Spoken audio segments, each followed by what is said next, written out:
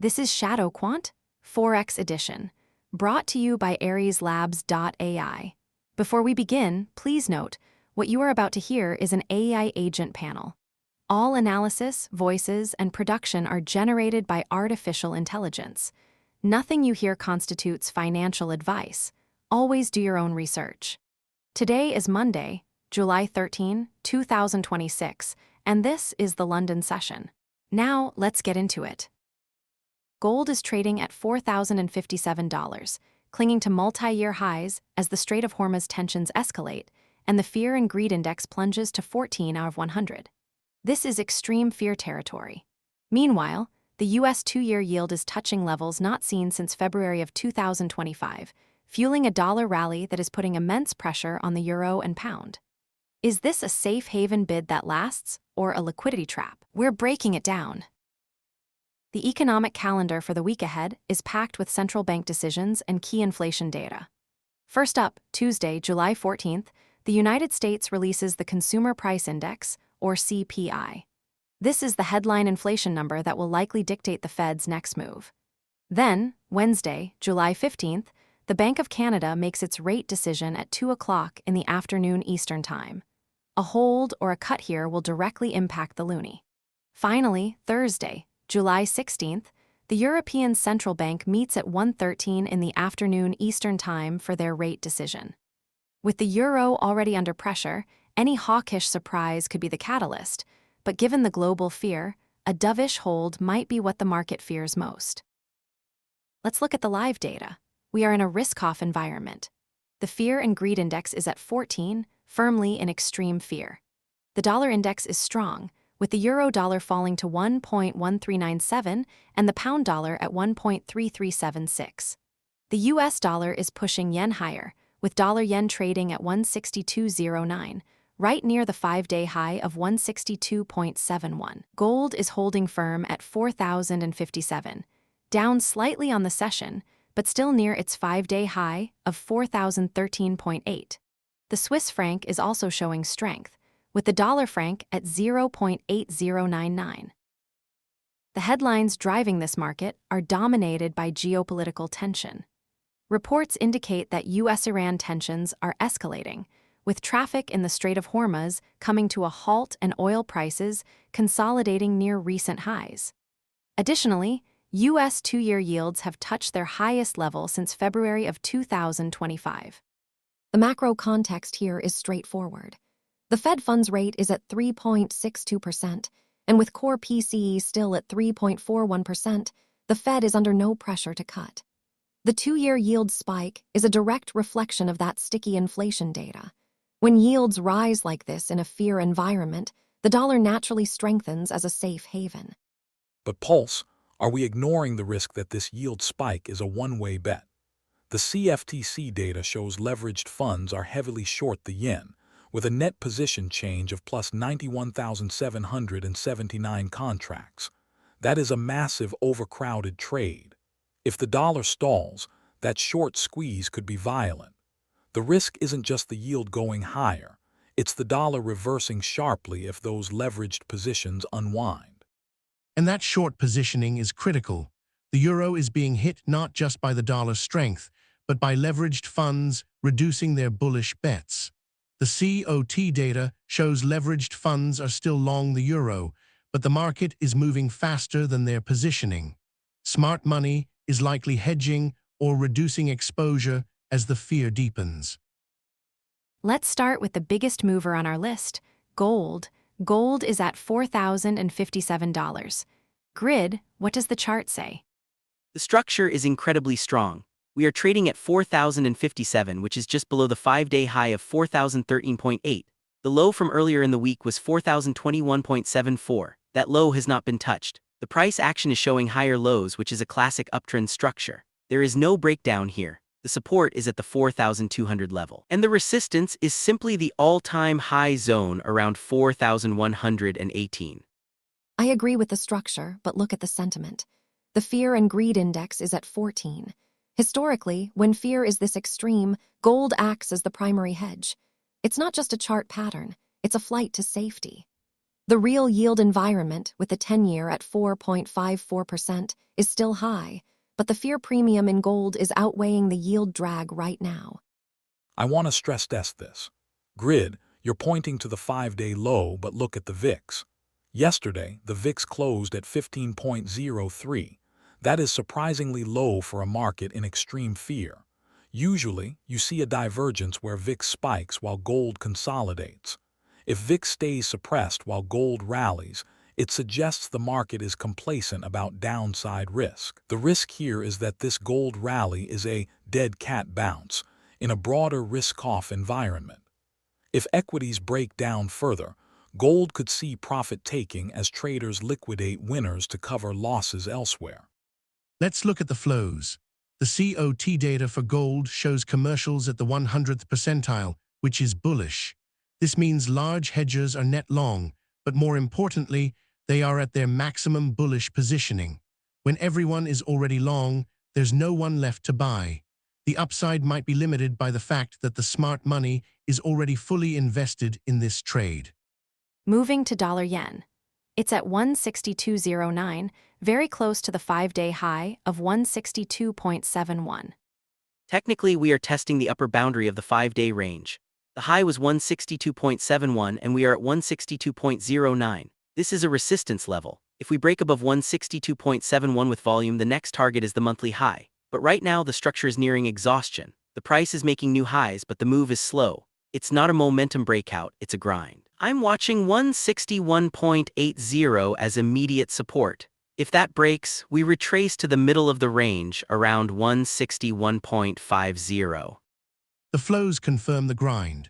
The COT data for yen shows leveraged funds are strongly bullish on the yen. No, wait, looking at the data again, leveraged funds are strongly bullish on yen. No, the data says leveraged funds are strongly bullish on yen with a net position of plus 1,696 contracts. No, that's euro. Let me correct that.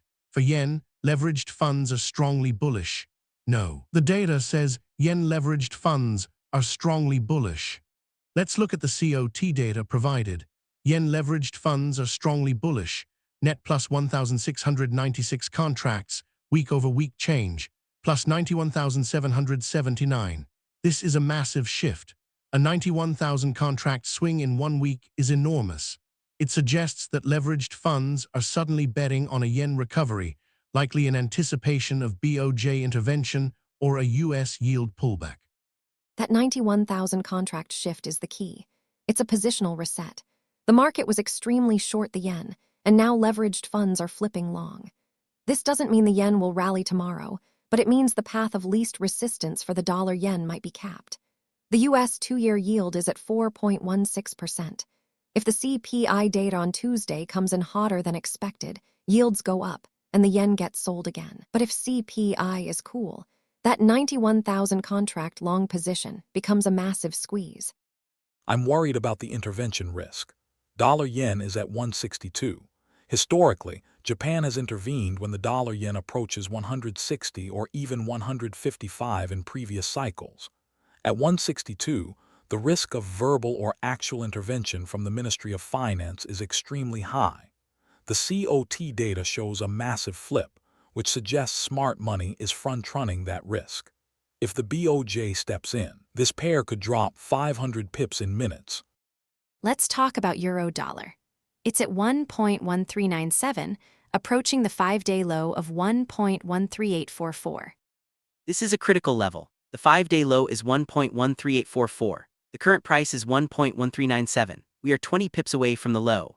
The structure here is deteriorating. We had a high of 1.14609 earlier in the week, and now we are near the lows. If the 1.13844 level breaks, the next support is the open from July 8th, which is 1.14016. No, that's above. The next support is the July 10th low of 1.14115. No, that's above. Let's look at the 5-day low. If that breaks, we open up the gap to 1.1350. I'm watching 1.13844 closely. A close below that on the daily chart would be bearish confirmation. The ECB rate decision is on Thursday, July 16th. The current rate is likely to be held, but the guidance is key. With inflation in the Eurozone potentially sticky and the dollar strengthening due to U.S. yields, the ECB is in a tough spot. If they signal a dovish stance, the euro could weaken further. The macro setup favors the dollar right now because U.S. yields are rising, while European growth is questionable. The COT data for the euro shows leveraged funds are strongly bullish. Net plus 1,696 contracts, week-over-week change, plus 2,164. Wait, the data says euro leveraged funds are strongly bullish. Yes, net plus 1,696, week-over-week change, plus 2,164. This is interesting. Leveraged funds are increasing their long euro position, but the price is falling. This is a classic divergence. The price is dropping while leveraged funds are adding longs. This suggests that the selling is coming from other sources, possibly asset managers or spot flows. The asset managers are net short the euro with a negative net position. No, the data says asset MGRS net 3,665. So asset managers are short, leveraged funds are long. The price action is following the asset managers. This means the selling pressure is structural, not speculative. I'm concerned about the carry trade unwind. The euro-yen is at 184.73. With U.S. yields rising and European yields likely holding steady, the carry trade is becoming less attractive. If the euro breaks the 1.1384 level, it could trigger stop losses from retail traders, accelerating the decline. The risk is a cascade effect. Finally, cable. It's at 1.3376. The 5-day high is 1.34519. The 5-day low is 1.33223. We are currently at 1.3376. The structure is consolidating. We are in the middle of the range. The support is at 1.33223. If that holds, we could bounce. If it breaks, we go lower. The price action is choppy. There is no clear trend. The pound is caught in the middle. The UK economy is showing signs of weakness, but the Fed is stronger. The Bank of England is likely to keep rates higher for longer than the ECB, but not as high as the Fed. The risk is that the market is repricing the Bank of England as dovish. The unemployment rate in the U.S. is at 4.20%, which is low, supporting the dollar. The UK unemployment rate is likely higher, putting pressure on the pound.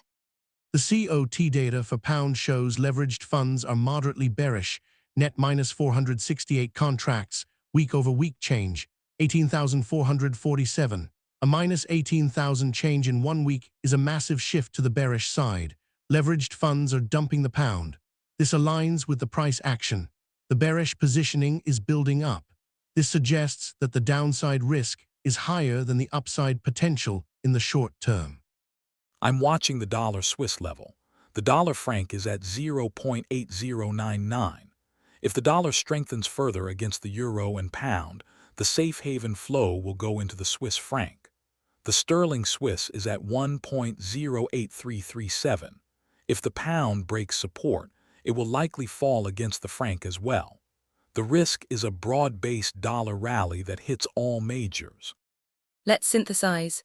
Pulse highlighted the macro driver. US yields are rising due to sticky inflation, strengthening the dollar.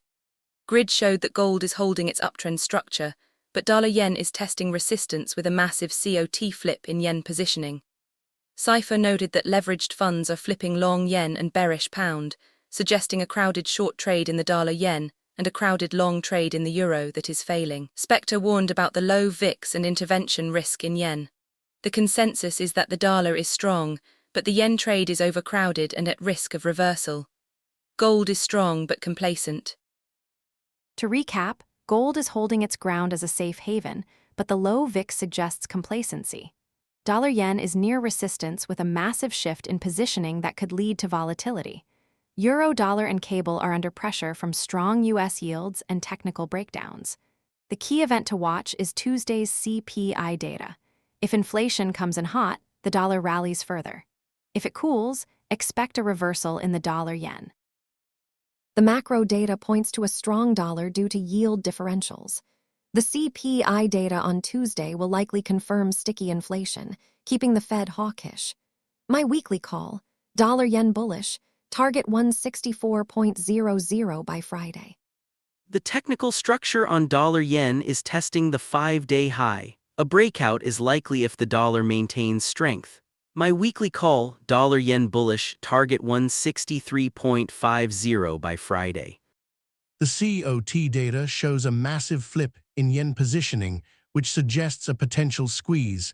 However, the trend is up. The flows are still supporting the dollar. My weekly call, dollar-yen bullish, target 163.25 by Friday.